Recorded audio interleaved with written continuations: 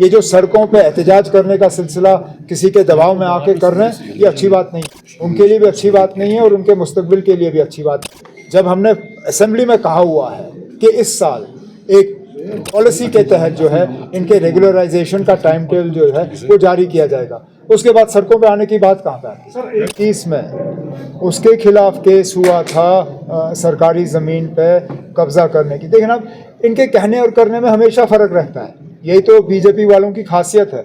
अब आप देखिए, जम्मू कश्मीर की बात करते हैं, एक आदमी को इन्होंने पार्लियामेंट नॉमिनेशन के ज़रिए भेजा और उसने 90% से ज़्यादा अपना पैसा यूपी में खर्चा है। वो जम्मू कश्मीर का एमपी बैठता यहाँ पे है, सरकारी घर यहाँ से लिया हुआ है। हम में से कोई तब तक मुतमईन नहीं होगा जब तक हमें मिलता नहीं है। पिछले दिनों आपको याद होगा मरकज़ी होम मिनिस्टर साहब आए थे जम्मू, उनके साथ मेरी बातचीत हुई। इससे पहले मैं दिल्ली में भी उनसे मिला था और टूरिज़म के हवाले से मेरी यही गुजारिश थी उनसे कि मेहरबानी करके जो इलाके बंद हैं उनको खोल दीजिए। हम में से कोई तब तक मुतमईन नहीं होगा जब तक हमें मिलता नहीं है। अब चलिए, प्रोसेस चल रहा है, प्रोसेस में वक्त ज़्यादा लगा है। हम तो उम्मीद कर रहे थे कि अभी तक मिल गया होता, नहीं मिला, लेकिन हमने उम्मीद छोड़ी नहीं है।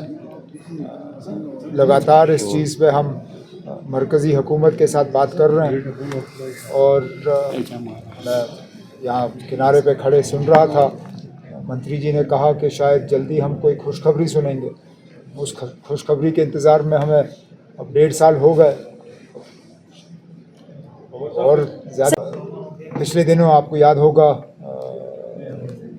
मरकज़ी होम मिनिस्टर साहब आए थे जम्मू, उनके साथ मेरी बातचीत हुई। इससे पहले मैं दिल्ली में भी उनसे मिला था और टूरिज़म के हवाले से मेरी यही गुजारिश थी उनसे कि मेहरबानी करके जो इलाके बंद हैं उनको खोल दीजिए।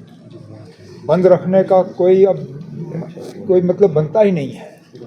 बुरे से बुरे हालात में भी हमने इन जगहों को बंद नहीं रखा। यूसमर्ग, दौद पथरी, इन ऐसे इलाके।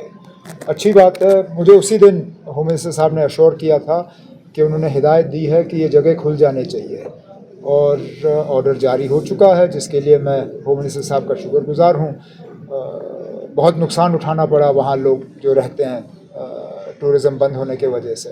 अब सीज़न हमारा शुरू हो रहा है, उम्मीद करता हूँ कि लोग जाके अब उन जगहों की खूबसूरती का फ़ायदा लेंगे।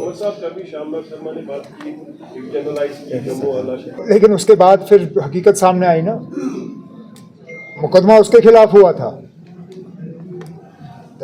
अगर मेरी जानकारी सही है, 2021 में उसके खिलाफ केस हुआ था सरकारी ज़मीन पे कब्जा करने की। देखिए ना, इनके कहने और करने में हमेशा फ़र्क रहता है, यही तो बीजेपी वालों की खासियत है।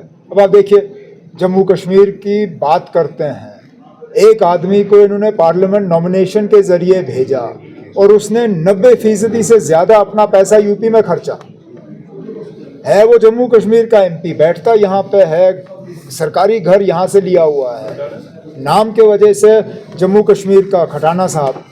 लेकिन जब सीडीएफ खर्च करने की बात आती है तो उसका 90% से ज़्यादा जो है वो यूपी में खर्च करते हैं। अब यही तो मैं कहता हूँ ना, अब इनके कहने और करने में बहुत फ़र्क है। उमर साहब, पाक और मुकद्दस 10 महीना शुरू होने वाला है। कल खबरें चली है कि 34% इलेक्ट्रिसिटी डेफिसिट है, जिसका मतलब कमिटमेंट्स काफ़ी ज़्यादा। कोई ना, हमारी मुकम्मल कोशिश रहेगी और आज मैंने मीटिंग रखी है इसी सिलसिले में कि सहरी और इफ्तियारी के वक्त जो है कम से कम बिजली के कट रहें। बाकी डेफिसिट कोई आज नई बात नहीं है, डेफिसिट तो हमें विरासत में मिली है और इसको दुरुस्त भी किया जाएगा आने वाले कुछ सालों में जब हमारे नए प्रोजेक्ट्स जो हैं वो चालू होंगे।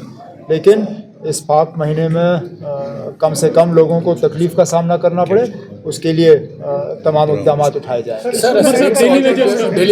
असेंबली के फ्लोर पे कहा हुआ है कि एक प्रोसेस के तहत, एक टाइम टेबल के तहत इनको रेगुलराइज किया जाएगा। अब अगर इनको कोई उत्साह रहा है, कोई अपने सियासी फ़ायदे के लिए इस्तेमाल कर रहा है, तो उनको ये गलती नहीं करनी चाहिए। मैं वो शख्स हूँ, आप प्यार से मुझसे कुछ भी मांगो, मैं करने के लिए तैयार हूँ। मुझे डराने की कोशिश करोगे, धमकाने की कोशिश करोगे, फिर कुछ नहीं होगा। अगर इन लोगों ने कुछ कहना है आके मुझसे बात करें। ये जो सड़कों पे एहतजाज करने का सिलसिला किसी के दबाव में आके कर रहे हैं, ये अच्छी बात नहीं है, उनके लिए भी अच्छी बात नहीं है और उनके मुस्तकबिल के लिए भी अच्छी बात नहीं है। जब हमने असेंबली में कहा हुआ है कि इस साल एक पॉलिसी के तहत जो है इनके रेगुलराइजेशन का टाइम टेबल जो है वो जारी किया जाएगा, उसके बाद सड़कों पे आने की बात कहाँ पे आती है।